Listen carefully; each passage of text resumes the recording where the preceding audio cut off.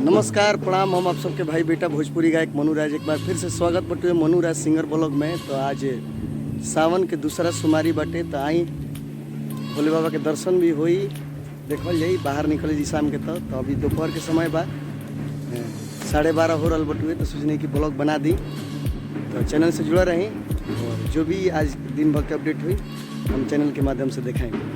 कहाँ से घर बार हुआ लोग गुणी है गुणी राउर गुणी में। अच्छा, यानी कि बड़ाहारा क्षेत्र में यहाँ के सावन के सोमवारी बाद तो घरे घरे ये लोग बाबा के आशीर्वाद पाके अपन ढोल नगाड़ा लोग बजावे ले।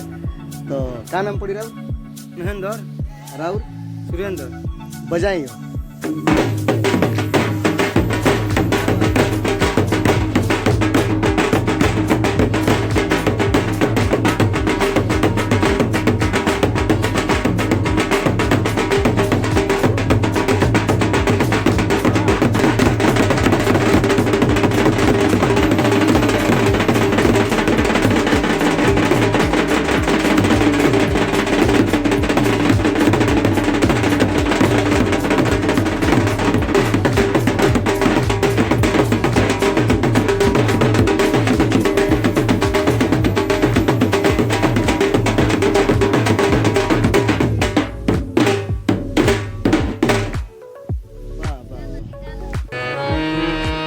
अब हम आ गए बने विनोद जी के स्टूडियो है, सिद्धार्थ रिकॉर्डिंग स्टूडियो में। और अजय भैया से मुलाकात हुई बा, काफ़ी एक घंटा से यहाँ के इंतजार करते रही। और यहाँ के विनोद जी और क्या होता विनोद भाई?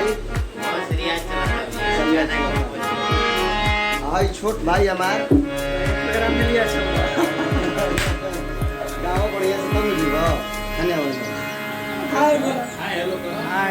का नाम बा? हमार विनय कुशवाहा। अच्छा, सही जिंदगी बॉय की चंदन छोट भाई कुशवाहा। आप किधर आइए?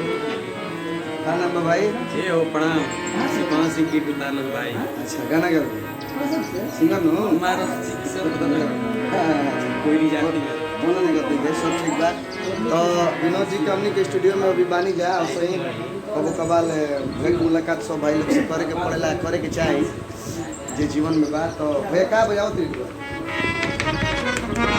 अब जाता ना फिर हुआ हमारे गीत सुनो तनी एने 4-5 गो एल्बम लगातार।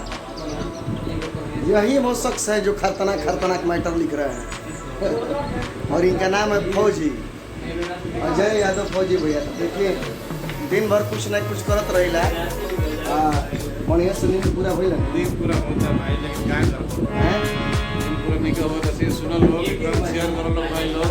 हां, तो जितना भी हमने के गाना उना आवत तारो वो सब प्यार दुलार दी। अभी एगो हमार गाना आइल बटुए गौरा हो गौरा, इंस्टाग्राम फेसबुक रील्स सब रील्स पे आगे बटुए। तो आपसे निवेदन बा कि गाना के वो सब लाइक कमेंट शेयर करत रही और प्रमोटर भाई लोग से और भोजपुरिया मित्र लोग से और जितना भी भाई बंधु बानी सब लोग से निवेदन बा कि ऐसा ही गाना मचा कर वो सब शेयर करते रही। गाना जाके सुनी भोले बाबा की बूटी 12 डोला मनुराज सृष्टि भारती और गौरा हो गौरा मनुराज सृष्टि भारती। तो आशीर्वाद प्यार देते रही। तो चलिए आओ भी कुछ संध्या तक ले कुछ आओ मैटर मिली तो हम लोग के अपडेट करते रहूँ। तब तक जुड़ा रही मनुराज सिंगर ब्लॉग में।